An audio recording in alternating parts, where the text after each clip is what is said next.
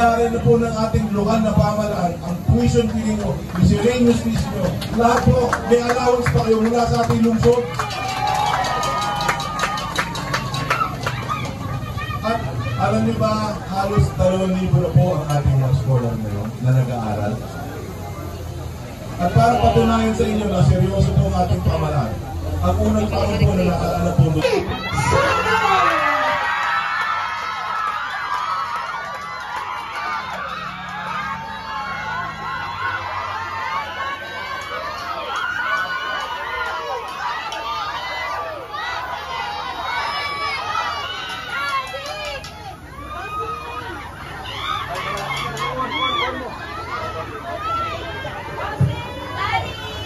Hi, fans! Teka, parang mali yata. Mali yata yung bati ko. Dapat kayo mabati sa akin ng hi, fan.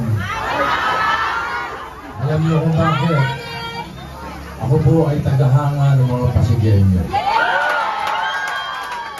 Ang napahanga ninyo. Dahil dito po sa ating lungsod sa Pasig, ang mga Pasigenyo ipinakita sa buong bansa, sa buong mundo na kaya palang labanan at sumpuin ang korupsyon. Yun ang inyong ginawa. Yun ang pwedeng ipagmalaki ng ating mga kababayan dito sa Pasig, ng mga Pasigenyo. Nakita ko po ang inyong giting, nakita ko po ang inyong tapang, nakita ko po ang inyong dignidad. Dahil na rin po sa inyo yun. Dahil kayo po ang nagluklok sa mga taong nasa harap po ninyo ngayon. Kaya ako po ay tagahanga ng mga Pasigenyo. Mabuhay po kayo.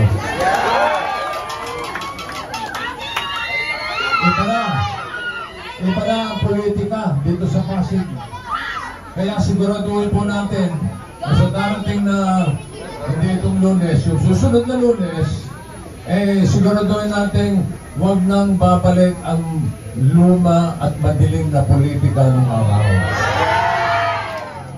Politikang may kasamang, may pahid ng korupsyon, politika ng pagnanakaw, politika ng mga puro pangako na napapako, hindi lang pako, pati martilyo, pupupok sa ating mga ulo.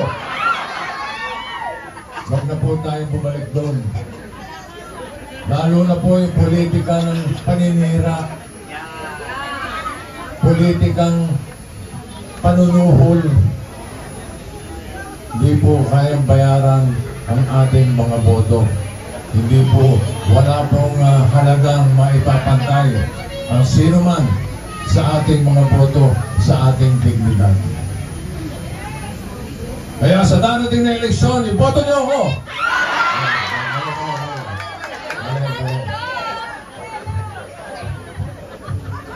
Straight getting ng Pasig.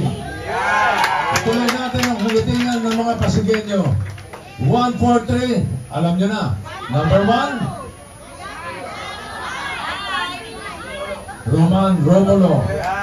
Number 4, Number 3,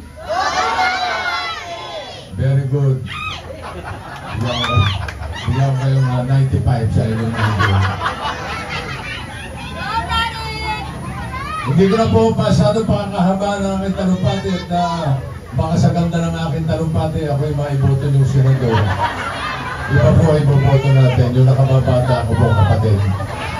Kaya narito po naman ang nakatatanda kong kapatid para kayo po ay kausapin dito sa Barangay Sagan, Mayor Vigo Soto.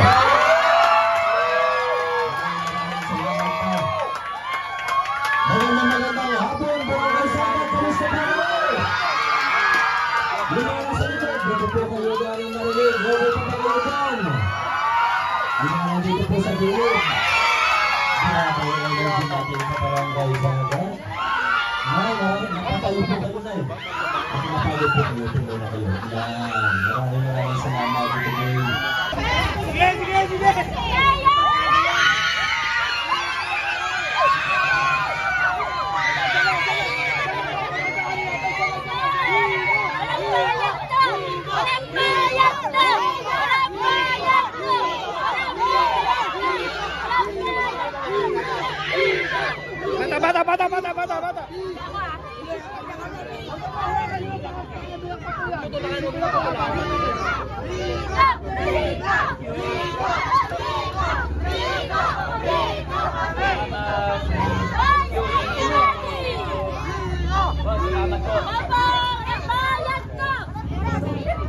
Salamat po.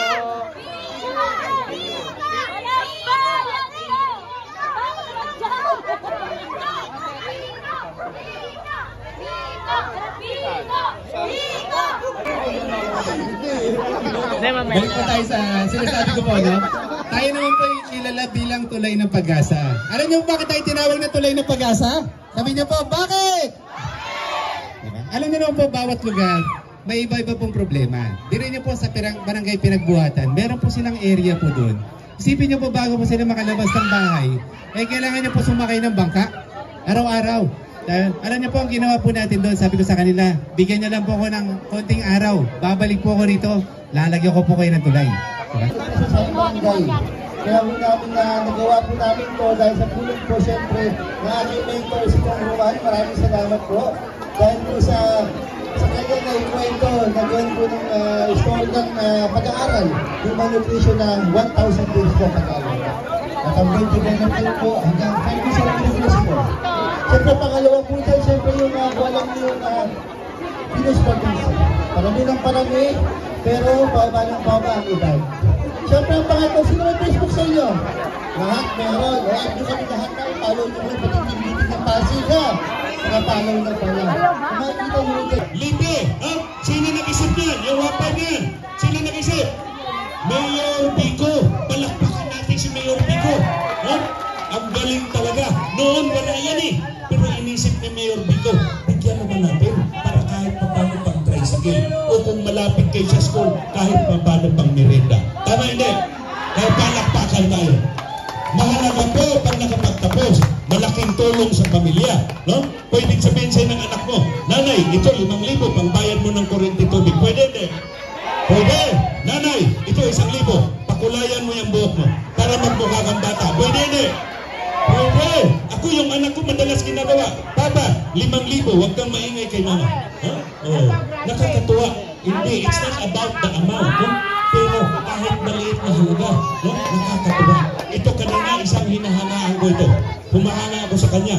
Nung binibigyan ko siya ng t-shirt, sabi niya, sir, wag na. Ang importante, iboboto ko kayo. Street gating. Totoo.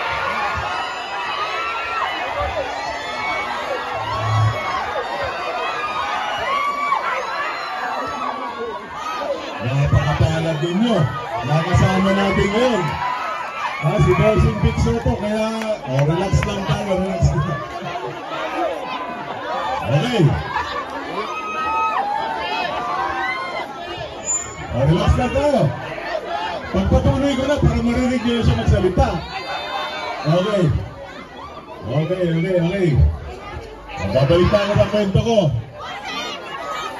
Pero ang nangyayari, anong gagawin po nung nakaupo? Tama, babawiin din. Kaya mga kaibigan, Esensya ng aming team routine. Kung ano naman ang ginawa namin at nangailangan, sinubukan namin magawa talaga. Yan naman po ito po. Kaya sana po, sa darating na halalan, huwag niyo rin pong kalimutan, Congressman Roman Romulo. At sana po, ito na po siguro yung pinakamahalaga. Kasi ito, mensahe ko na rin po ito sa mga nanonood sa atin. Sa totoo po, bakit tayo po ngayon sikat na sikat? Dahil kay Mayor Vico. Wala naman po totoo. Kaya po tayo sikat dahil kay Mayor Vico.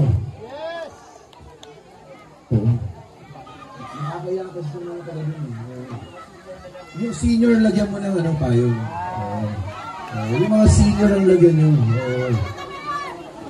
O ganito po, bakit po kilala ang lungsod ng Pasig?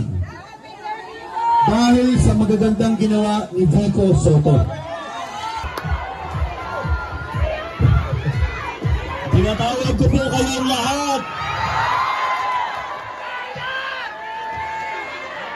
Teka. Magandang gabi, Barangay Rosario. Kamusta po kayo? Maraming salamat sa napakainit na pagtanggap sa dating ng Pasig.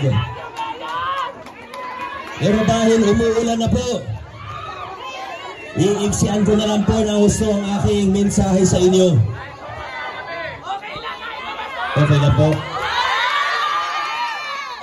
Alam ko naman po na okay lang sa inyo, pero ako po'y nahihiya sa inyo. Mga kaibigan, isa na lang po ang tanong ko sa inyo. Pag eleksyon, pag kampanya, maraming ingay, maraming kung ano-ano sinasabi, maraming nangako ng langit, lupa. Hindi lang langit at lupa, pinapangako ng iba, kundi pati ibang planeta, pinapangako na rin po sa atin. Pero mga kaibigan, isang tanong na lang po. Tayo bang mga Pasigenyo ay naniniwala na nasa tamang direksyon ng ating pamahalaan at ang ating lungsod?